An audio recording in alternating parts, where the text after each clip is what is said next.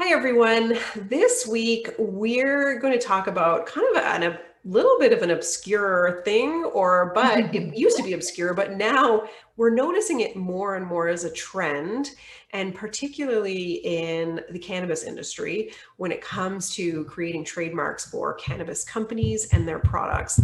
And that is companies that adopt or try to make a play on a well-known trademark in order to kind of market and sell their products. One of the recent examples was a case, what was it? Toys R Us that involved Toys R Us. Yeah, and Herbs Are Us. Right.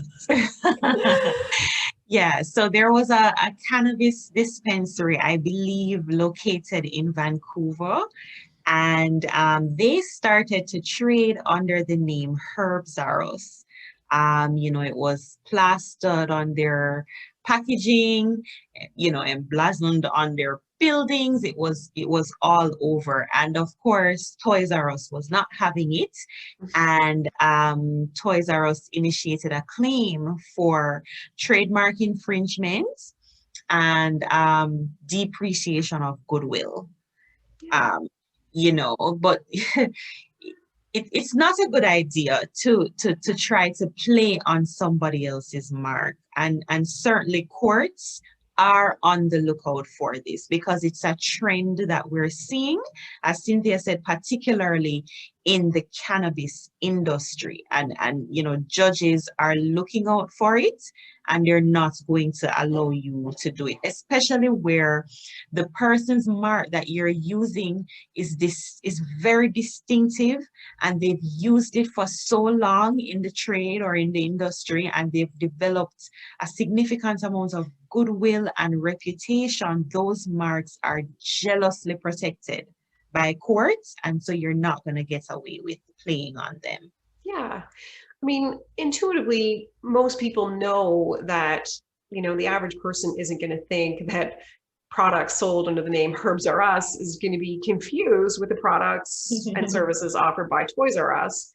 But nevertheless, when you do something like that with a well-known trademark, what you're trying to do is, or what you will eventually do, is kind of tarnish the reputation and the distinctiveness of that well-known trademark for your purposes. And it's not allowed, and it's going to be, if you decide to go that route with your trademark, you are inviting a cease and desist letter. You can kind of expect it. And you're going to have to change your branding, and likely you'll be in the position of having to pay damages to that other brand owner. So generally speaking, it's not, I feel like, our last couple of videos have all been about marks that you just should not use, and, personal This is names, geographic names, another. and now, pop Yeah. culture or even well-known references references to other well-known trademarks. Bad ideas for your business. It's a no-no. And, even in a case where confusion cannot be made out. So, for example, in the case between Toys R Us and Herbs R Us, the court did not rule in favor of Toys R Us on the infringement side because they couldn't show confusion. The goods were so different. But on the dilution side, Toys R Us won. So even if you want to say that, okay, but my goods are so different from theirs, that's not going to matter. You can't whittle away the distinctiveness in somebody else's brand. And also, the court is going to look at the reputation too. Is it possible that what you're doing with the brand, is it possible that it's going to tarnish the reputation of the brand owner?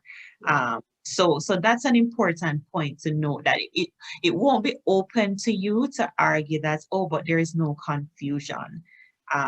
When if you're playing on a well-known brand to market your business.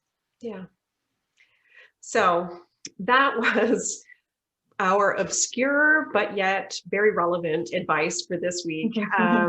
If you like this video, thought it was helpful, give us a thumbs up, share it, and please subscribe to our YouTube channel, where we we release a new video every week talking about trademark issues that could be affecting your business. Yes, And and feel free to send us questions of your own. We'd be happy to address any issues that you have from a trademark perspective in a future video.